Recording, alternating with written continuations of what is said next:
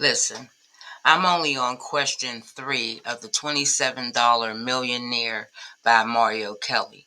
And wow, this book got me being honest with myself, for real. It's not just about getting money, it's about your mindset, your mistakes, and your growth. And as a cleaning business owner, this book is challenging me to slow down and ask, who am I becoming while I'm building? It's making me reflect on everything I've survived, the aneurysms, the setbacks, the wins, and why am I really doing this? So if you're in this game for real, go grab that $27 Millionaire.